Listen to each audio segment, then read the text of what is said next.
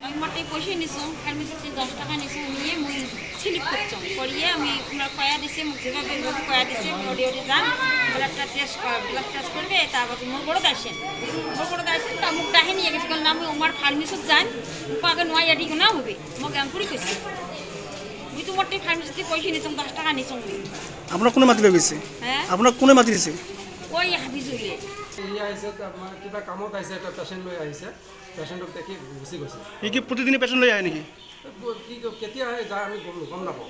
আর ফার্মাসির ভিতর কি আশ্রয় দিয়ে ফাৰ্মাচীত কোনো দালালক আমি সোমাবলৈ নিদিওঁ আপনাৰ নাম কি মোৰ নাম আতিকুল হক আর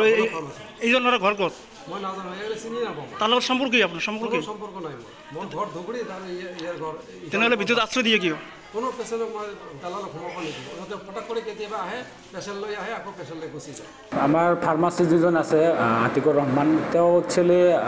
তেওঁৰ মানে ডিজাইন কৰা তেওঁৰ পষ্টিংটো হ'ল ব্লক ফাৰ্মাচিষ্ট হিচাপে তো এটা ব্লক ফাৰ্মাচিষ্টৰ আণ্ডাৰত ব্লক PHCৰ আণ্ডাৰত ধৰক দুজন ফাৰ্মাচিষ্ট লাগে মিনিমাম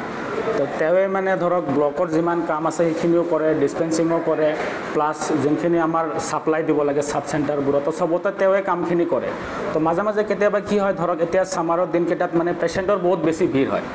তো তেওঁ মানে ডিছপেন্সিঙো কৰিব লগা হয় এইফালে মেডিচিন ছাপ্লাইও দিবলগীয়া হয় এইফালে মেচিন ৰিচিভো কৰিব লগা হয় তো কেতিয়াবা কি হয় বহুত ভিৰৰ কাৰণে তো যেহেতু বেলেগ ফাৰ্মাচিষ্ট নাই আমি বহুত দিনৰ পৰা কৈ আছোঁ বেলেগ ফাৰ্মাচিষ্ট এজন লাগে তো যেহেতু নাই তো কেতিয়াবা তেওঁ কাৰোবাক হয়তো মাতি কেনে ডিছপেন্সিঙৰ কামখিনি কৰায় তো সেইখিনি ধৰক আমি কথাখিনি আলোচনা কৰিছোঁ ঠিক আছে বাৰু তো আপুনি এনেকৈ কৰাব নালাগে যিমানখিনি পাৰে আপুনি নিজে কৰাওক তো আজি হয়তো তেওঁ কাৰোবাক মাতিছিলে সেইটোৰ কাৰণে কিবা এটা মানে ঘটনা ঘটি গৈছে না সাধাৰণ মানুহেতো কৰিব নোৱাৰে সেইটোতো এটা ডাঙৰ অভিযোগ হৈছে সাধাৰণ মানুহে কৰিব নোৱাৰে ইয়াৰ পূৰ্বেও কিন্তু ইয়াতে দেখা পোৱা গৈছে কালিও আহিছিলে ইয়াৰ আগতো আমি আহিছিলোঁ সিদিনাও আমি পাইছিলোঁ তো কথাখিনি ধৰক মোৰ ডাইৰেক্ট কাণতে এনেকৈ অহা নাই যে হাফিজুৰে সদায় কৰি আছে বুলি মই এইটো ঘটনাখিনি আমি SDMO ছাৰৰ লগত আমি অফিচৰ মানুহখিনি বহি কেনে সেইটো আমি আলোচনা কৰিম যাতে হাফিজুৰক তেনেকৈ আৰু ডিছপেন্সিং কৰিব দিয়া নহয় আৰু অভিযোগ মতে দালালৰ প্ৰস্তাৱ বেছি হৈছিলে দালালটোতো ধৰক এতিয়া মানে মইতো সদায় নাথাকোঁ ডিউটিত মইতো ডাইৰেক্ট এনেকৈ মোৰ চকুত পৰা নাই দালাল এনেকৈ আছে ময়ো শুনিছোঁ কথাখিনি দালালৰ অলপ প্ৰশ্ৰয় হৈছে আমি এইখিনি কথাও আলোচনা কৰি আছোঁ যে